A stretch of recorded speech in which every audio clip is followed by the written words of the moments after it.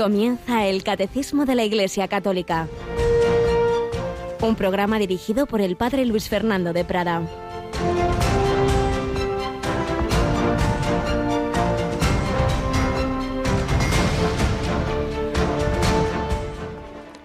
He venido a prender fuego a la tierra, y cuánto deseo que ya esté ardiendo. Con un bautismo tengo que ser bautizado, y qué angustia sufro hasta que se cumpla. ¿Pensáis que he venido a traer paz a la tierra? No, sino división. Alabado sean Jesús, María y José, muy buenos días en este jueves del mes de octubre, del mes del Rosario, y día 22 de octubre, en el que hace ya bastantes años, en 1978, inauguraba oficialmente su pontificado San Juan Pablo II. Por eso es la fecha que se puso para celebrar su memoria. Esa memoria que se puede hacer libremente en la liturgia de San Juan Pablo II. Y precisamente el Evangelio que corresponde a este jueves, pues de la semana 29, realmente viene como anillo al dedo. Jesucristo, el Hijo eterno de Dios hecho hombre, vino a traer fuego a la tierra, el fuego del amor de Dios, el fuego del Espíritu Santo, ese fuego que en Pentecostés llenan a los apóstoles, y ese fuego que impulsaba a Karol Wojtyła desde joven, luego como sacerdote, como obispo y por supuesto como sumo pontífice, a ir al mundo entero a prender fuego, el fuego del amor de Dios, a contagiar ese fuego a todos, a niños, a jóvenes, a sacerdotes, a enfermos, a ancianos, ese fuego que se prendía en las jornadas mundiales de la juventud, en las jornadas de la familia, en los años santos de la redención, del rosario, de tantas y tantas iniciativas, en tantos y tantos viajes a transmitir ese fuego. Pero el Señor nos dice también que viene a traer división, no porque Él mismo traiga división, Él viene a traer el amor y la paz, sino porque los hombres nos dividimos ante Él. Y algunos lo siguen hasta el martirio, como estamos recordando también de aquellos hombres enamorados de Cristo, los mártires del Canadá, y otros, en cambio, pues lo persiguen. Saulo pues tuvo las dos etapas, perseguir a Cristo y ser apóstol de Cristo. Los hombres nos dividimos, nos cerramos al Salvador. Por eso el famosísimo grito tantas veces repetido desde el primer momento del pontificado, justo tal día como hoy en la homilía de inauguración, pues decía: no cerréis las puertas, sino abrid de par en par las puertas a Cristo. Abrid de par en par las puertas a Cristo. Pues en primer lugar que cada uno de nosotros se las abra al Señor, que dejemos que su palabra, que su fuego, que su espíritu, es lo que estamos viendo, como en la liturgia actúa Jesucristo, resucitado y vivo. Bueno, tenemos aquí a Yolanda. Buenos días, Yolanda. Buenos días, padre. Casi te voy a curiosear qué era de tu vida en 1978, este 22 de octubre del 78. Pocos añitos tenía, o sea muy que no me acuerdo. Muy poquitos, gatearías casi. Yo creo que ya estaría empezando a andar. Un poquito más. Sí. Bueno, pues yo era universitario y vi por la tele esa tarde de domingo esta misa en blanco y negro entonces de inauguración de un papa polaco. Y fue el inicio de toda una historia preciosa para todos. Pues nos encomendamos a San Juan Pablo II, bajo el cual, por cierto, empezó también Radio María, que él la bendijo, tenemos oraciones suyas. También luego sus sucesores, Benedicto XVI y el Papa Francisco, con aquel discurso tan bonito que nos dio hace pocos años. Todos los papas han visto también en Radio María un instrumento de extender este fuego, el fuego del amor de Dios, el fuego que llevaba en el corazón estos misioneros que se fueron a América del Norte, que estamos recordando con la ayuda de la síntesis del padre Iraburu en los Hechos de los Apóstoles de América, el fuego de estos misioneros que a lo largo de la historia, estamos en el mes del Domum, a lo largo de la historia han dejado todo para prender el fuego del amor de Dios en todas las naciones del mundo.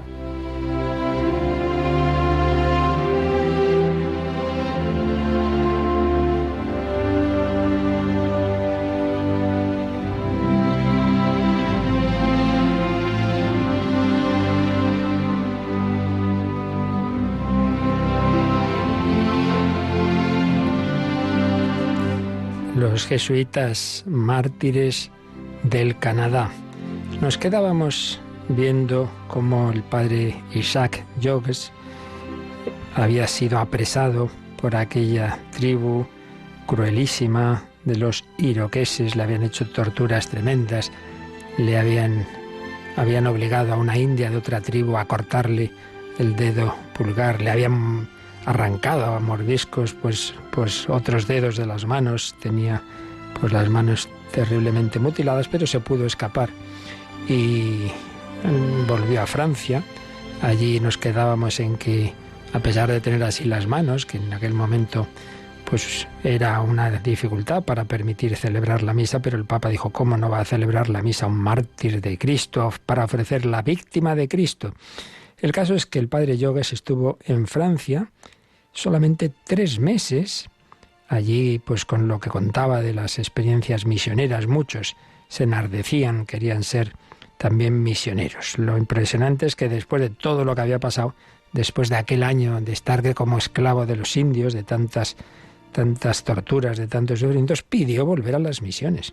Podía haber dicho, bueno, yo ya he cumplido mi tarea, ahora me quedo aquí más tranquilo. A los 3 meses pidió volver a las misiones. Y estuvo 2 años en Montreal.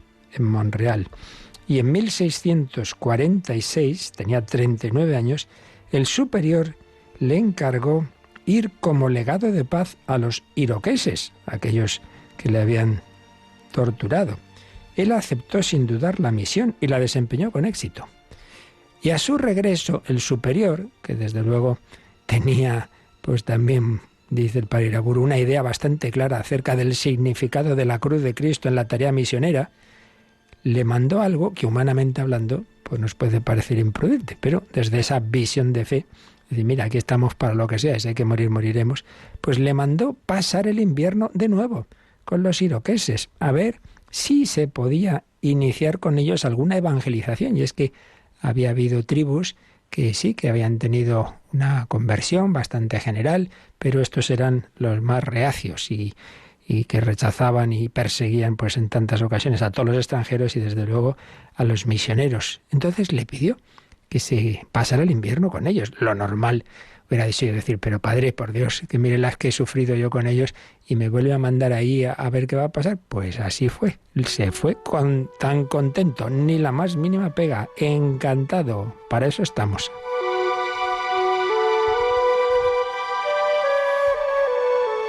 Y de hecho, fijaos lo que afirmó el padre Jogues. Me tendría por feliz si el Señor quisiera completar mi sacrificio en el mismo sitio en que lo comenzó. Ahí había sufrido mucho. Hacía unos pocos años, pues bueno, que termine ahí mi sacrificio, que me maten. Él quería dar la vida por Jesucristo.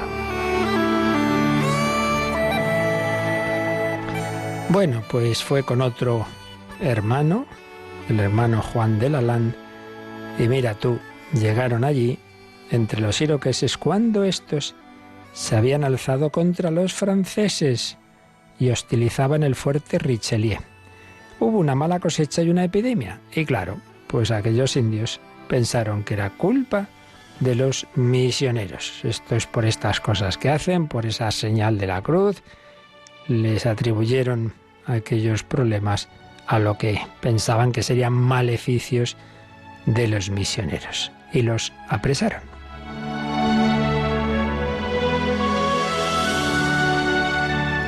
Bueno, ya al final fue durísimo. Les cortaron carne de hombros y brazos, se la comían ante ellos, les quemaron los pies.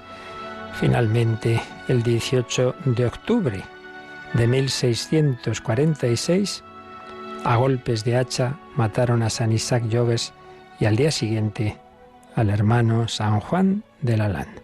Se cumplió ese deseo de ser mártires.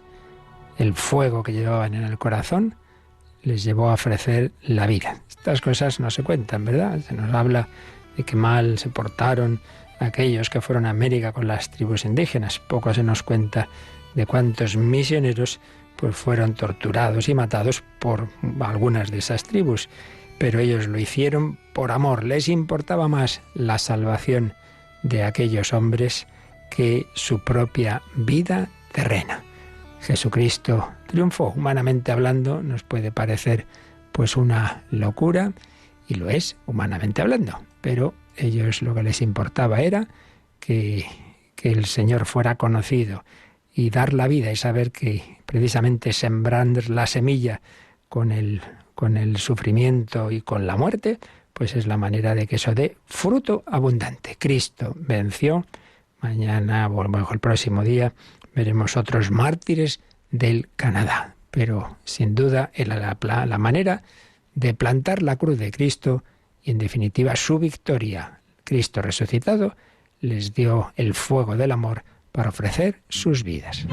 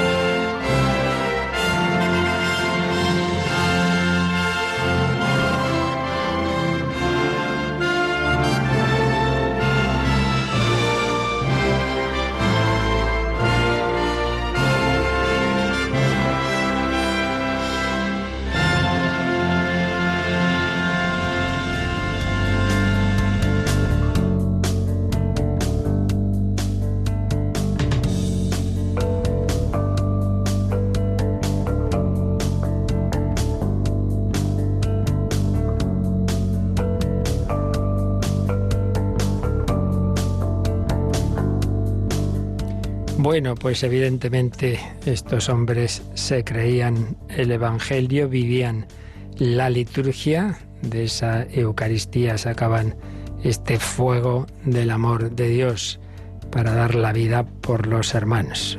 Una comunicación del Espíritu Santo que el Señor hace hoy día a través de su Iglesia y particularmente a través de la liturgia, cuya columna vertebral son los sacramentos. Por eso, ayer comenzábamos ya a entrar después de los números introductorios sobre conceptos básicos de qué es la liturgia y de cómo se relaciona con las otras partes del catecismo, con la fe, con la moral, con la oración.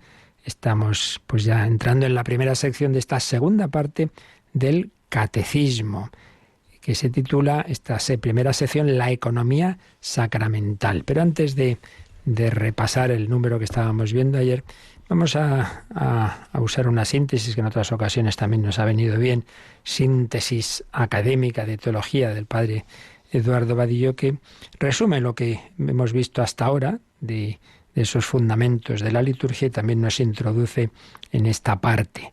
Hablando de las características esenciales de la liturgia cristiana, pues nos recuerda que el acto de culto, por el cual el hombre reconoce la majestad de Dios, de quien depende, y honra al Creador de todo, siempre es una respuesta a la intervención divina. El verdadero culto no es simplemente nosotros por nuestra cuenta, sino respondemos al Dios que nos ha creado, que nos ha hablado. Claro, en los pueblos que no han tenido la revelación, pues bueno, ha habido una serie de rituales, de actos religiosos en relación con una realidad trascendente, pero lo característico del pueblo de Dios, ya en el Antiguo Testamento, es que hay una respuesta a intervenciones concretas de Dios. Dios es el que habla, Dios es el que llama a Moisés, Dios es el que se manifiesta al pueblo en el desierto, en el Sinaí, etc. Esto aparece pues muy claro, ya lo veíamos en el Éxodo, cómo Dios se va preparando al pueblo para una asamblea que le va a dar culto. Y ahí pues se van produciendo en el desierto y luego en la tierra prometida diversos actos de culto que tienen como objetivo hacer memoria de Dios que ha salvado a su pueblo. Recuerda, Israel, escucha, Israel, recuerda lo que Dios ha hecho por ti. La ley, los profetas y los salmos giran siempre en torno a esas bendiciones de Dios, que nos ha dado esta tierra, que nos ha dado estas cosechas, dar gracias por la creación. No, como tantos pueblos, divinizar al sol, a la luna, a las estrellas, no, sino verlas como criaturas de Dios, criaturas todas del Señor. Bendecid al Señor, los cielos, la tierra, el sol, la luna, todo, bendecid al Señor. Pero ya sabemos que todo ese plan de salvación culmina en la venida de Jesucristo, del Hijo eterno de Dios, que se hace hombre, que muere por nosotros. A fin de cuentas, los misioneros y los mártires pues hacen presente la misión de Cristo, que fue dar la vida por nosotros. Sí, Jesús ofrece su vida en redención por los pecados, resucita, nos da la vida nueva, nos comunica el don del Espíritu Santo. Es el misterio, con mayúscula, el misterio de Cristo, es el misterio pascual, ese momento ya culmen hacia el cual orienta toda su vida Jesús, su pasión, muerte y resurrección, ascensión a la derecha del Padre y envío del Espíritu Santo. Es el plan de salvación. Pero, sí, lo hemos dicho también, muchas veces Cristo ha hecho la salvación como tal, nos ha redimido, pero hace falta que esa salvación sea aceptada por cada hombre. Aquí no se obliga a nadie a estar con él. Es un matrimonio. En el matrimonio hace falta el sí de los dos, no solo del esposo, Cristo, sino de la esposa, la humanidad. Y esa eres tú y tú. Cada uno de nosotros estamos llamados a dar ese sí. Ese sí, ¿crees? Nos dividimos ante Él. Unos sí, otros no. A abrir las puertas a Cristo.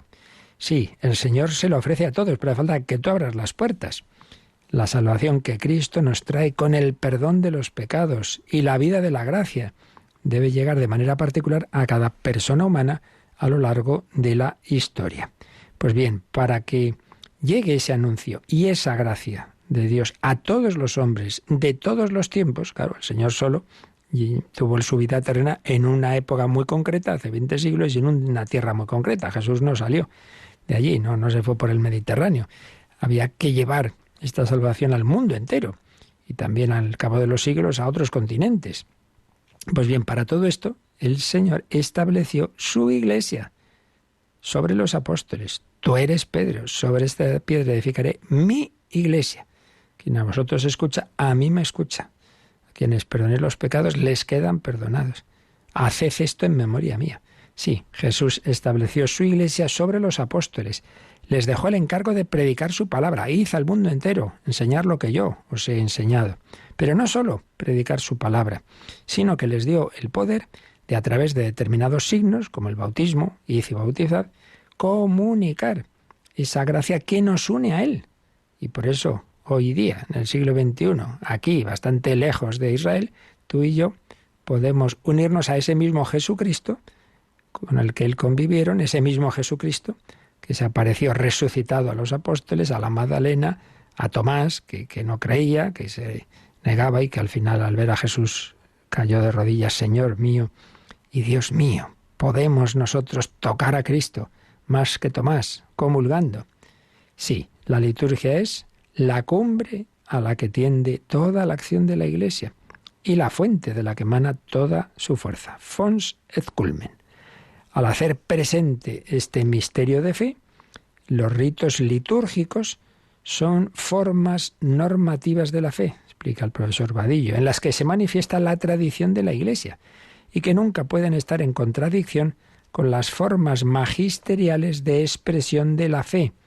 La fe definida es vinculante para toda liturgia, para la interpretación y las nuevas formulaciones de la liturgia. ¿Qué quiere decir esto? Pues esa expresión que vimos también hace ya días, de lex credendi, lex orandi, lex orandi, lex credendi y lex vivendi. Es decir, hay una absoluta sintonía entre lo que la Iglesia cree, las verdades de la fe, que vimos en la primera parte del Catecismo, lo que la Iglesia celebra en su liturgia.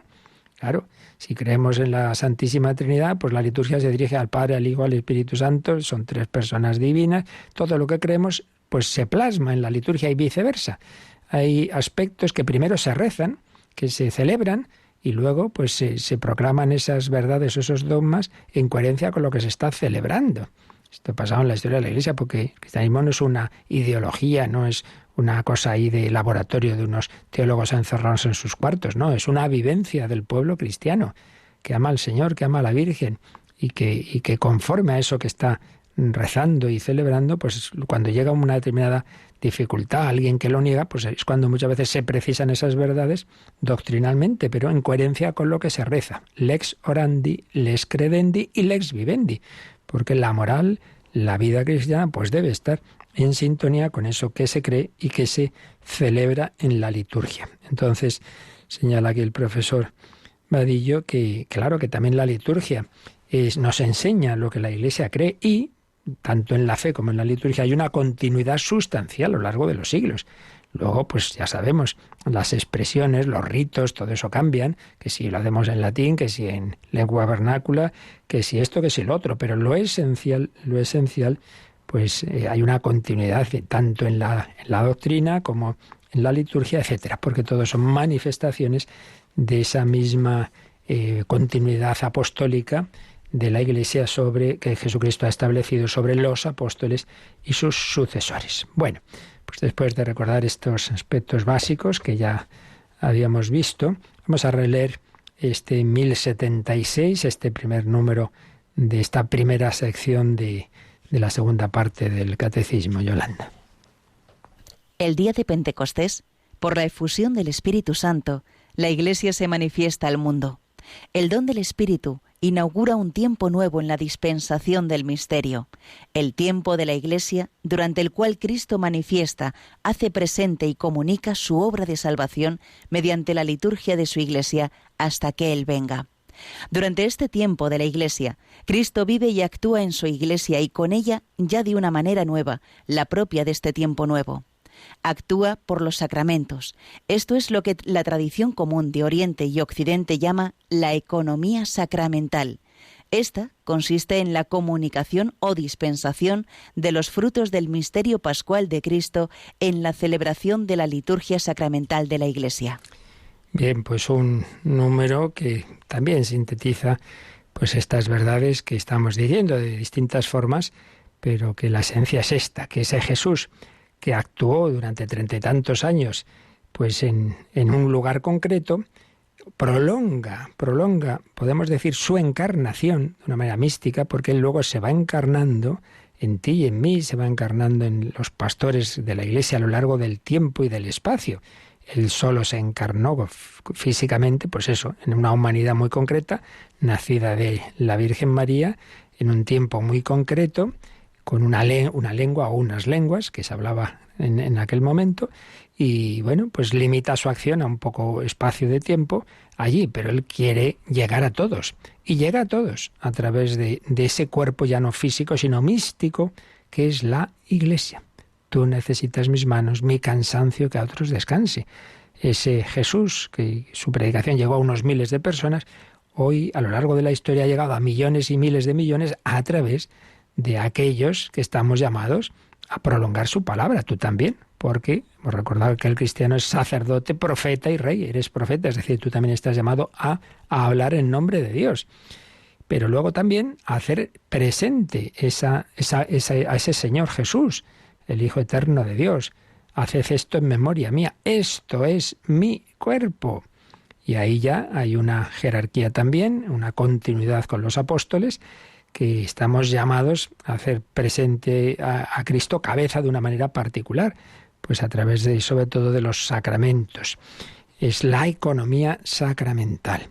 Entonces esto es precioso, ¿no? Pensar que Jesús, que solo pudo actuar en un determinado tiempo y espacio, pues hoy día lo hace a través de su Iglesia, con todos los miembros de su cuerpo místico, en esa diferencia de vocaciones, del ministerio ordenado y los demás, pero de una manera o de otra, camina hoy. Ese Jesús que solo pudo caminar por las tierras de Israel, hoy camina por tal ciudad de España o de China, camina por tal aldea, por tal lugar, por esas tierras de Canadá, donde Él murió, el que murió en la cruz del Calvario moriría en aquellos misioneros mártires también. Prolonga su encarnación.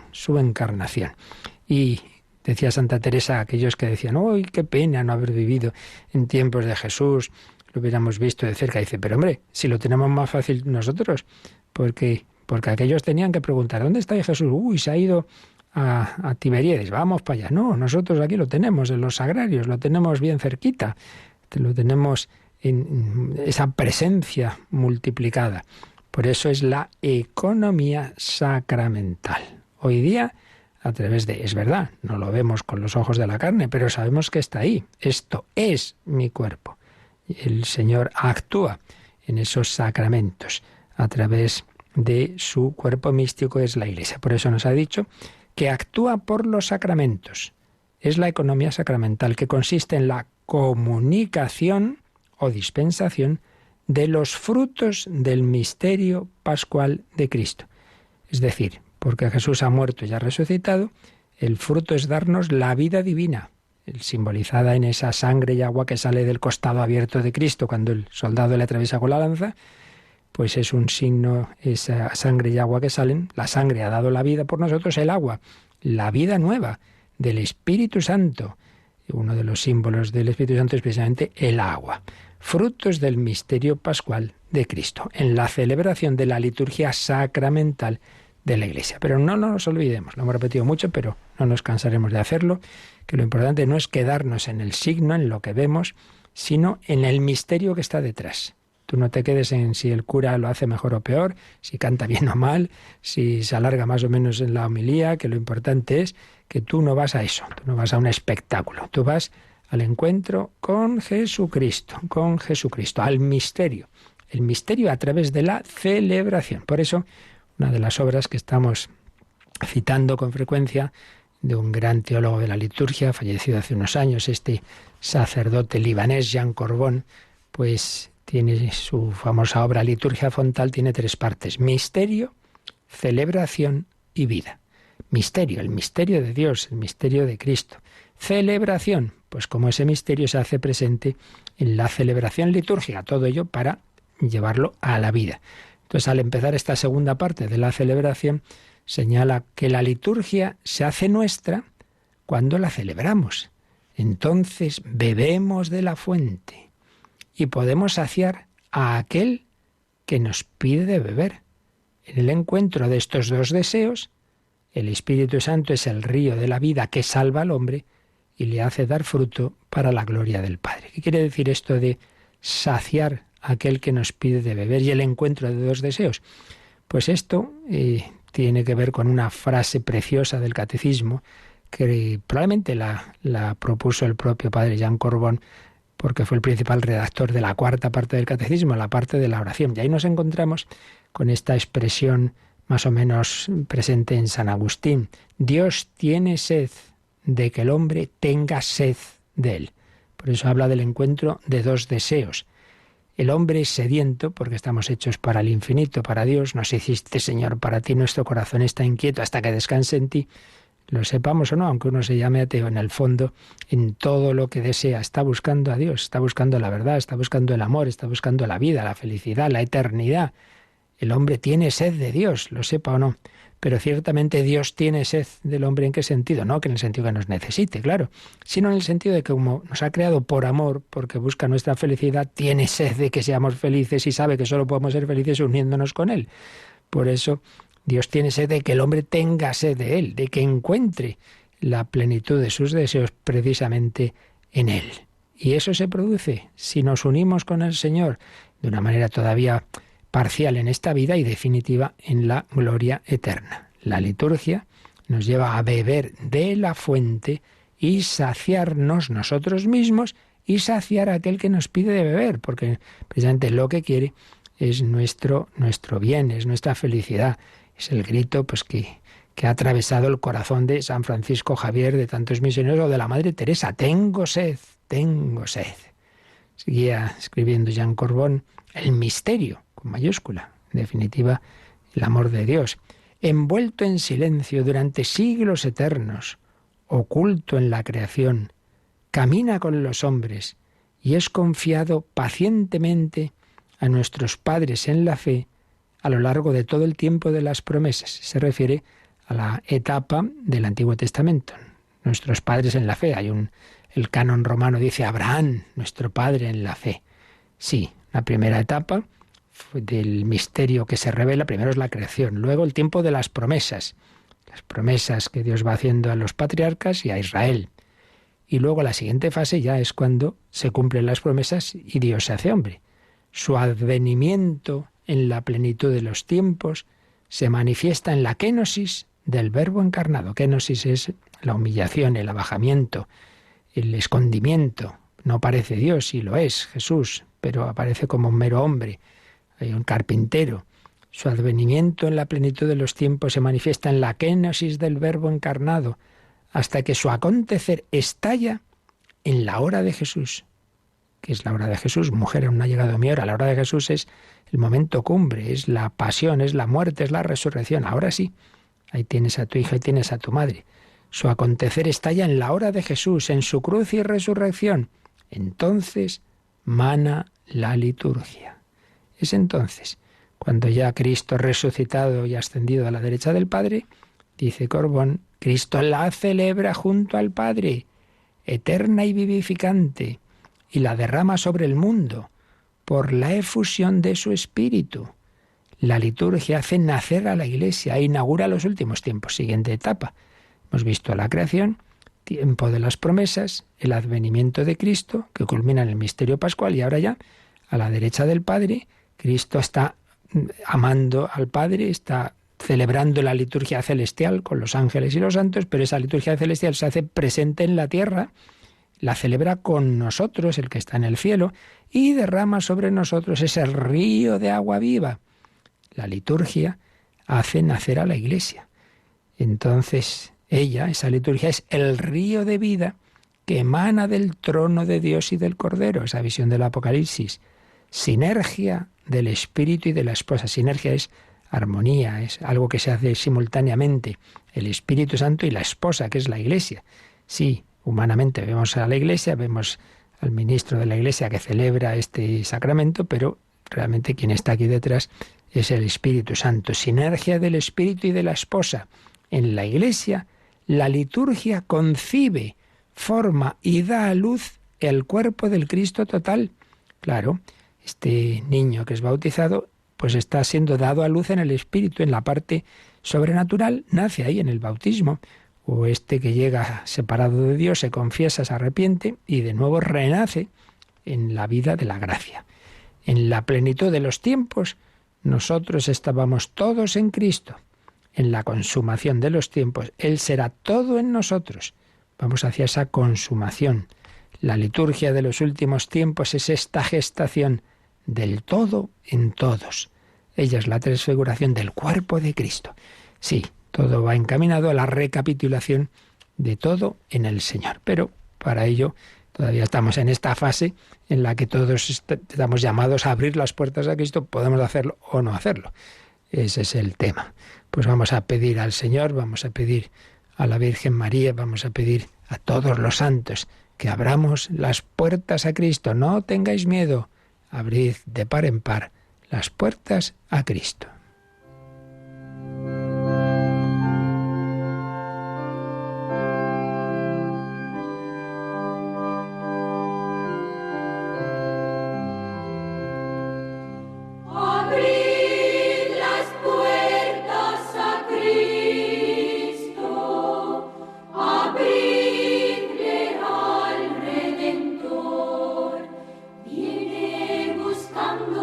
Posada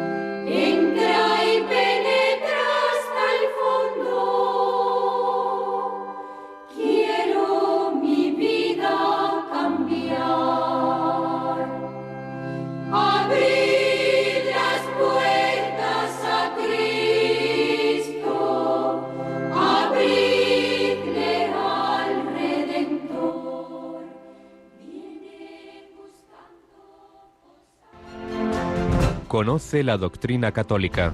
Escucha el catecismo de martes a jueves de 8 a 9 de la mañana y los sábados a la misma hora profundizamos en los temas tratados en el programa En torno al catecismo.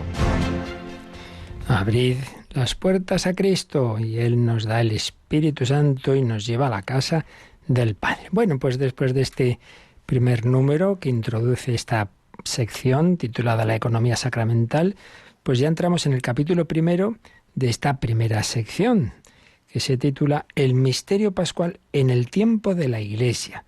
Como en este tiempo en el que estamos, entre esas etapas del misterio pascual realizado por Cristo y la consumación final, pues entre medias está este tiempo de la Iglesia. Y el misterio pascual de Cristo se comunica, se celebra y se ofrecen sus frutos a través de esta liturgia sacramental en esta etapa, en este tiempo de la Iglesia.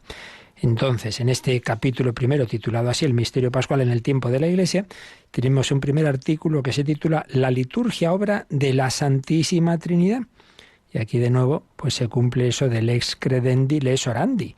Claro, si el fundamento de nuestra fe es creo en Dios, pero un Dios que siendo uno es Padre, Hijo y Espíritu Santo, evidentemente eso tiene que reflejarse en nuestra liturgia, en nuestra celebración. No nos dirigimos a un Dios que no sea tripersonal a la vez que uno. No. ¿A quién nos dirigimos? Yo preguntara a alguno de vosotros, oye, las oraciones de la misa, ¿a quién se dirigen? Quizá alguno dudaría. Pues si os fijáis un poquito es fácil de responder, porque ¿cómo terminan las oraciones? Por nuestro Señor Jesucristo, tu Hijo. Por tanto, la mayor parte de las oraciones de la misa se dirigen al Padre. Esa primera oración de la misa prácticamente siempre, con alguna pequeñísima excepción, se dirige siempre al Padre. Te pedimos, Dios omnipotente y eterno, que nos concedas tal.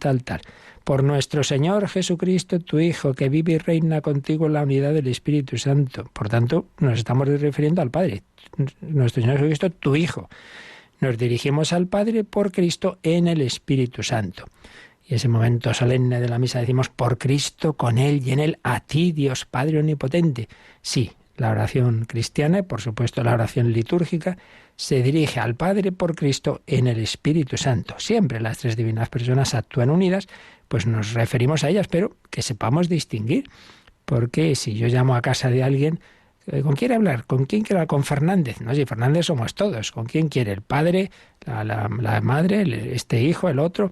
Nos dirigimos a personas. Bueno, pues te diriges al Padre, Padre nuestro, te diriges al Hijo, Señor Jesucristo, Hijo de Dios vivo, alma de Cristo, santifícame, te diriges al Espíritu Santo. Pues bien, por eso liturgia ahora de la Santísima Trinidad. Y primer apartado, el Padre, fuente y fin de la liturgia. En último término, todo procede de Él, todo tiende hacia Él, pues lo mismo. La liturgia, en último término, se dirige al Padre. El Padre, fuente y fin de la liturgia. Y entonces empieza este apartadito con el número 1077, que todo él es una cita de San Pablo, en su carta a los Efesios, capítulo 1, versículos 3 al 6. Pues lo leemos, Yolanda. Bendito sea el Dios y Padre de nuestro Señor Jesucristo, que nos ha bendecido con toda clase de bendiciones espirituales en los cielos, en Cristo, por cuanto nos ha elegido en Él antes de la creación del mundo, para ser santos e inmaculados en su presencia, en el amor, eligiéndonos de antemano para ser sus hijos adoptivos, por medio de Jesucristo, según el beneplácito de su voluntad, para alabanza de la gloria de su gracia, con la que nos agradeció en el amado. Con la que nos agració, sí. Sí. En el amado, es decir, nos dio su gracia, ¿verdad?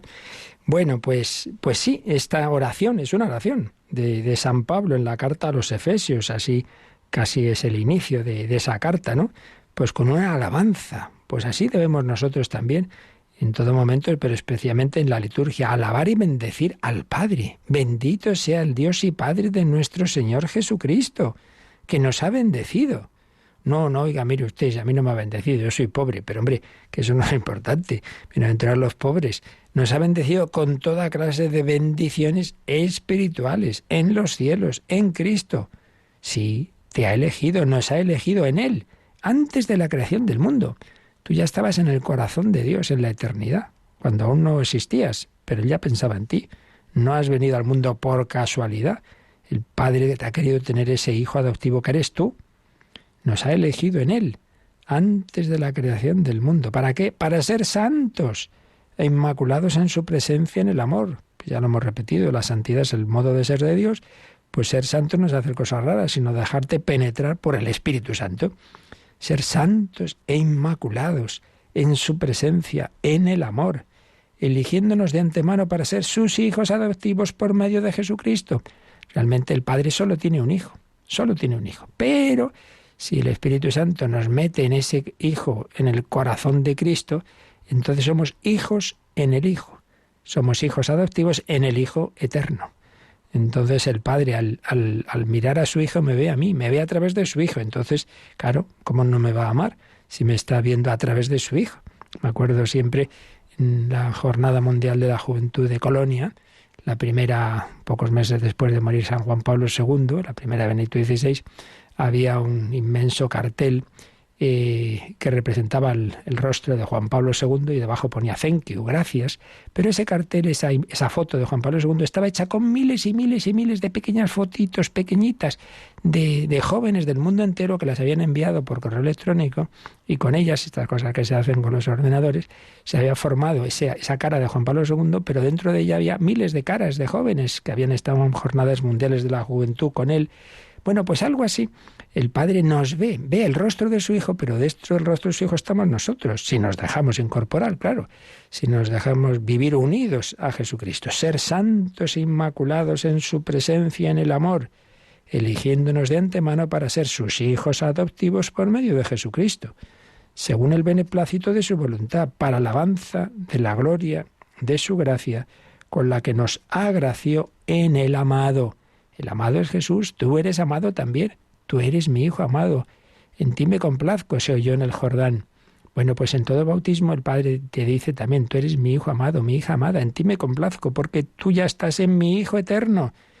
Y esta palabra de ser santos, inmaculados en su presencia, claro, ese es el plan de Dios, luego lo estropeamos, ¿verdad? Pero hay alguien que no lo estropea en absoluto, Yolanda. Por eso nos dice el Catecismo que releamos un número, el 492, que cuando hablábamos del misterio de Cristo nos hablaba de aquella en la que esta frase de San Pablo se ha cumplido total y absolutamente. Vamos a releer ese 492.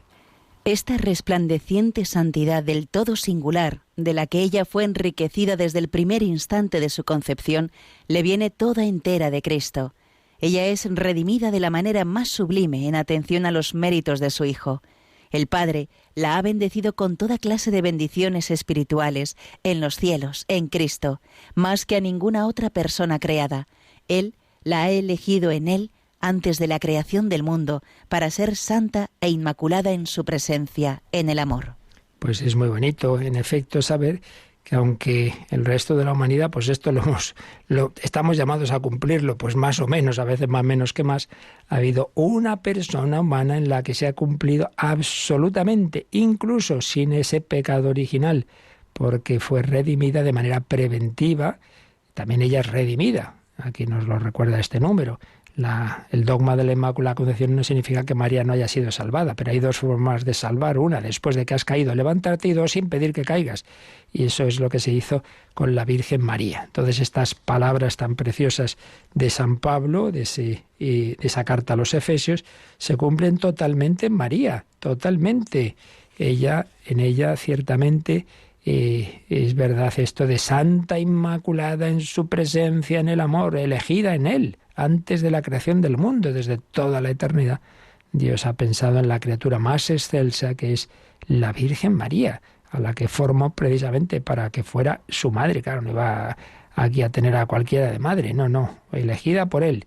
Ese privilegio por lo menos podía tener, formarla, evidentemente, con una libertad que María tiene, pero llena de gracia, y gracia a la que responde siempre más y mejor, pues en María se ha cumplido esta santidad, santos inmaculados en su presencia en el amor. Pero, aunque en nuestro caso sea partiendo del pecado original y tantas veces de tantos otros pecados, pues a lo largo de nuestra vida, el Señor nos llama a esto, a ser cada vez mejores hijos. Quizá somos como esa parábola de los dos hijos que uno dice no, pero al final fue a lo que le dijo el Padre.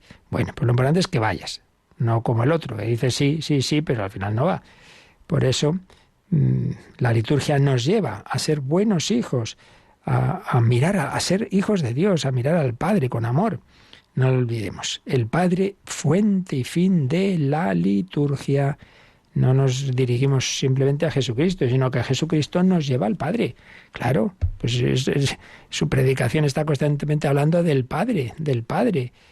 Sed perfectos como el Padre Celestial es perfecto. Sed misericordiosos como vuestro Padre es misericordioso. Sí, Padre, sí, Padre.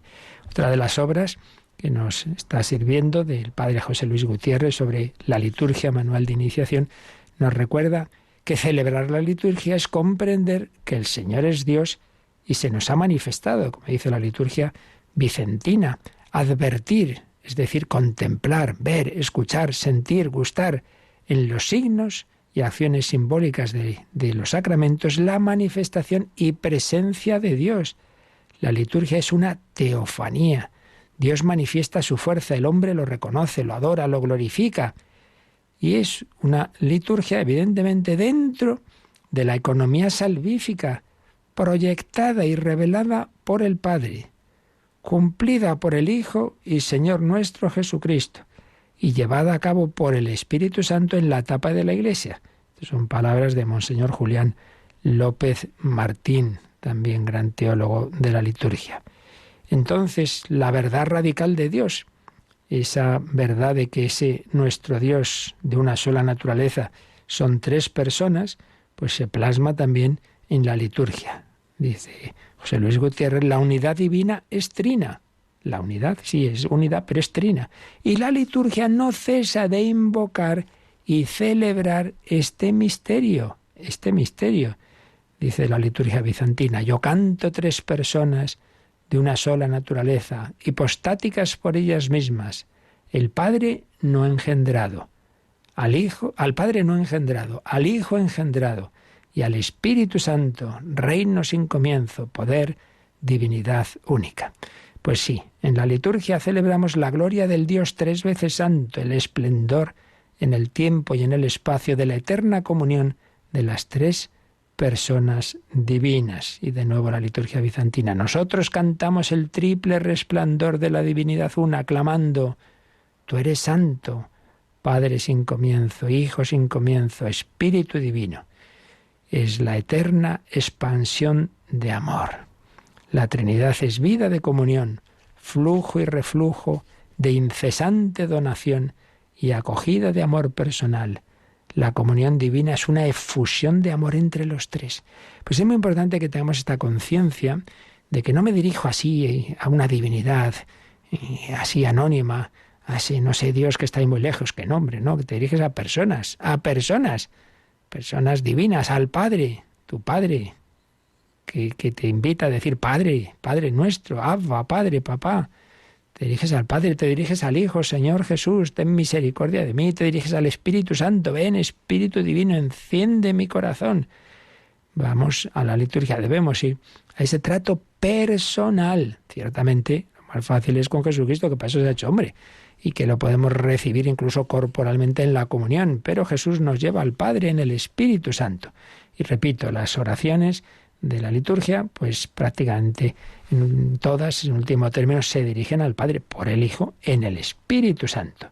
Pues sí, que nuestras obras comiencen siempre en ti como en su fuente y tiendan hacia ti como a su fin, por nuestro Señor Jesucristo, tu Hijo. Abba, Padre, Padre, Papá, Papaito. Pues al Padre nos queremos dirigir, en el Hijo, abriendo nuestras puertas al Señor, le queremos glorificar en el Espíritu Santo. Bueno, pues si tenéis alguna consulta, algún testimonio también de cómo vivís la Santa Misa y otros momentos litúrgicos, pues ya sabéis que tenéis varios cauces que ahora nos van a recordar. Participa en el programa con tus preguntas y dudas. Llama al 91005-9419. 91005-9419. Puedes escribir un mail a catecismo@radiomaria.es o escribirnos un mensaje al teléfono de WhatsApp 668 594 383. 668 594 383.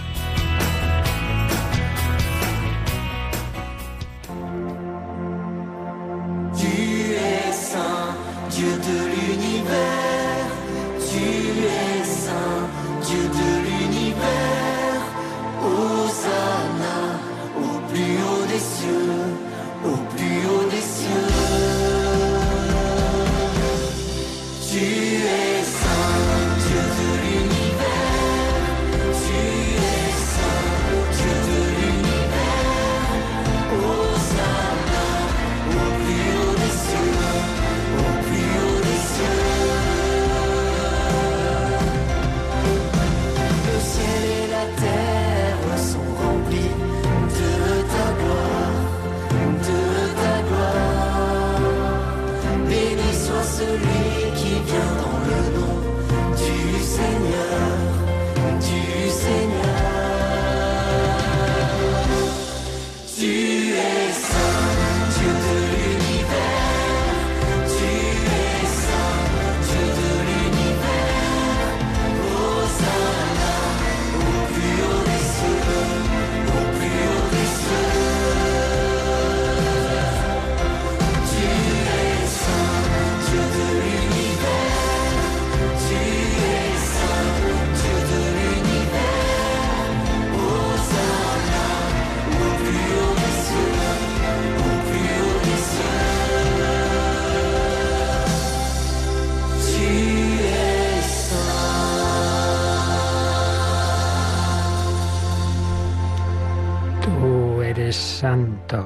Tú eres santo, Señor, y a ti te glorificamos. Nos escribe Liliana al correo catecismo@radiomaria.es.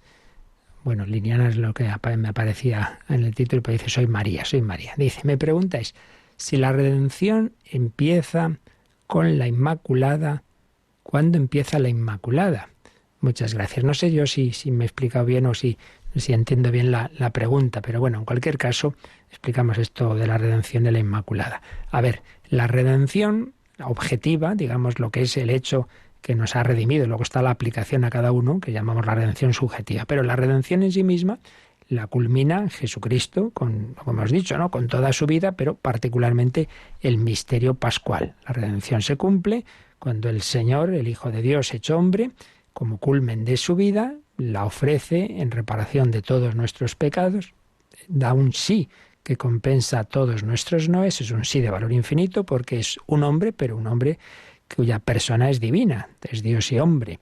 Entonces ese sí de Cristo compensa superabundantemente, ¿verdad? Como dice San Pablo, nuestros pecados. Entonces se cumple la redención en esa pasión, muerte y resurrección y ascensión de Cristo a la derecha del Padre. Ahora bien, esa redención está ofrecida a todos los hombres, a los que eran contemporáneos del Señor, a los que venimos después, pero también a los de antes.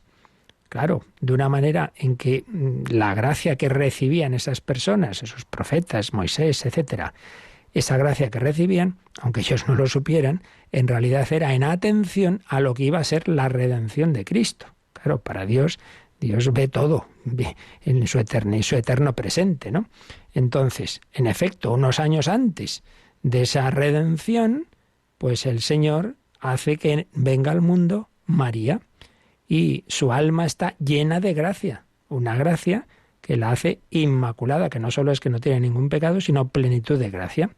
Entonces María empieza a existir, pues obviamente unos años antes de la encarnación, y pues 14, 15, 16 años, no sabemos, antes de la encarnación, María es concebida inmaculada, concebida en gracia. Por lo tanto, desde que ella empieza a existir, es inmaculada porque está llena de gracia. Y esa gracia le viene realmente de manera anticipada de lo que va a ser la redención que va a hacer su Hijo. María es redimida, es llena de gracia en atención a esos méritos de Cristo. Como Elías, como Moisés recibieron la gracia que pudieron recibir, pues en realidad era, digamos, ya pensando en lo que iba, en la presencia, en el pensamiento de Dios, por hablar de alguna forma, ¿no?, en lo que iba a ser esa redención de Cristo. Todos, absolutamente todos, que podamos llegar al cielo será no por nuestras fuerzas y que somos muy buenos, no, será por el único Redentor. Jesucristo es el único Redentor, ayer, hoy y siempre. pero con esa diferencia de que algunos, sabiéndolo ya y habiendo conocido a Jesús, porque hemos vivido o a la vez o después, contemporáneamente o posteriormente a Cristo, y otros, en cambio, en atención a Él. Dice Jesús a propósito de Abraham: Abraham vio mi día y se alegró. Como que Dios a algunos personajes les hizo pues tener esa visión de que realmente esa bendición que Dios había anunciado al propio Abraham, pues se iba a cumplir en Jesucristo. Muchos profetas y justos desearon ver lo que vosotros veis y no lo vieron, le dice Jesús a los apóstoles. Así pues, la redención no es que empiece con la Inmaculada. La redención se cumplió en Cristo, pero se ha ofrecido a todos los hombres de todo el tiempo. También a Adán y Eva. También, si los primeros se pudieron salvar al final, pues es porque Cristo iba a ofrecer su vida por toda la humanidad, también por los que vivieron antes de Él. Muy bien, pues aquí lo dejamos, y que vivamos este día abriendo nuestros corazones a Jesucristo y glorificando al Padre. Rezad despacito un Padre Nuestro, pues pensando eso, oye, que soy hijo de Dios, gracias a que Jesucristo me ha metido en su casa, me ha metido en su corazón. Somos hijos en el Hijo. El Espíritu Santo me une a Cristo, y con Cristo y el Espíritu Santo me dirijo al Padre. Fieles a la recomendación del Salvador, nos atrevemos a decir: Abba, Padre. Pues pedimos a la Santísima Trinidad su bendición. La bendición de Dios Todopoderoso, Padre, Hijo y Espíritu Santo, descienda sobre vosotros. Alabado sea Jesucristo.